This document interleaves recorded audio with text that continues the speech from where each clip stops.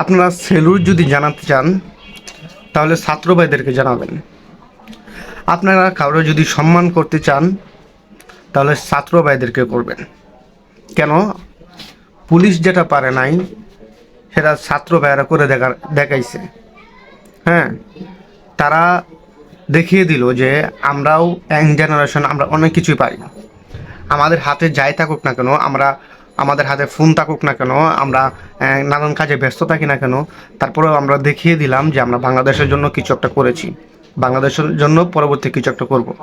আপনারা দেখেন নাই যেখানে ট্রাফিক পুলিশ নাই সেখানে দেখেন দেখেন আমার ছাত্র বোনেরা, আমার ছাত্র ভাইয়েরা কীভাবে তার দায়িত্ব পালন করছে।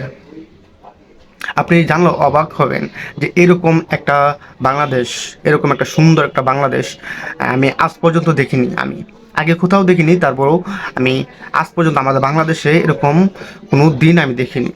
এরকম ট্রাফিক আমি কোনো কোথাও দেখিনি। তারা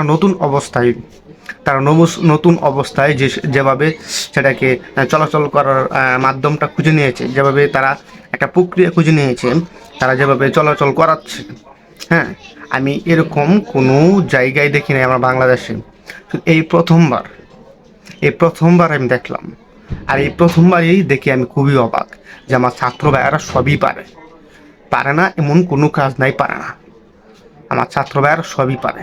আপনি দেখছেন যে একটা ট্রাফিক পুলিশেরা এভাবে গাড়ি হয়তো এভাবে রাস্তাটা এত পরিচ্ছন্ন পরিষ্কার এবং জ্যামজট যা ঢাকা শহরে যা আছে আর কি, হ্যাঁ, ট্রাফিক পুলিশও কিন্তু এটা পারে না। গাড়ি যে চলাচলের ব্যবস্থাটা এটা আইন শৃঙ্খলভাবে ট্রাফিক পুলিশও পারে না, কিন্তু এটাকে দেখিয়ে দিল ছাত্র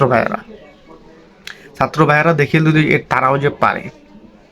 তারা দেশ স্বাধীন করেছে এবং তারাও এটাও দেখিয়ে দিল যে আমরা দেশটাকে সুন্দরভাবে গঠিত করতে পারি, বা আমরা সুন্দরভাবে গঠিত করব দেশটাকে, এবং দেশটাকে একটা সুন্দর একটা আয়ত্তে আনার চেষ্টা করব। আমরা একটা সুন্দর বাংলাদেশ গড়ব, আমরা একটা সুন্দর বাংলাদেশ চাই। ছাত্র ভাইয়েরা দেখিয়ে দিল। এর মধ্যে অনেকেই কমেন্ট করতেছেন আমরা বাংলাদেশ স্বাধীন করতে পারছি, কিন্তু আমরা তারপরেও হেরে গেলাম, কারণ যেসব ঘটনা বাংলাদেশে ঘটতেছে বা এইসব ঘটনা ধরে কোনো লাভ নাই। এই যে 2-1 দিন কথা বুঝছেন। তবে যে একটা সুন্দর বাংলাদেশ, আপনারা যদি সকলে সুন্দর একটা বাংলাদেশ তৈরি করতে পারেন, তাহলে এর থেকে সুন্দর আর কিচ্ছু নাই। আপনি হয়তো জানলে অবাক হবেন যে এরকম পরিস্থিতি, এরকম বাংলাদেশ এর আগে কখনো এরকম হয়নি। ছাত্র ভাইয়েরা পারলে সব পারে। আপনার তাদেরকে একটু ভরসা দেন, হ্যাঁ, তাদেরকে একটু সহযোগিতা করুন, দেখবেন দেশটাকে আরও অনেক উপরে নিয়ে যাবে। তারা দেশটাকে আরও উপরে নিয়ে যাবে। তাদের সাথে কাঁধ বাড়ান, কাঁধে হাত রাখুন, দেখুন দেশটা কোন পর্যায়ে যায়। আমি আশা করি এর পরিবর্তে বাংলাদেশ আরও সুন্দর হোক, আরও সুন্দরভাবে চলুক। মানুষ আমরা একসাথে হয়ে আরও সুন্দরভাবে বাঁচবো এবং সুন্দরভাবে চলবো ইনশাআল্লাহ।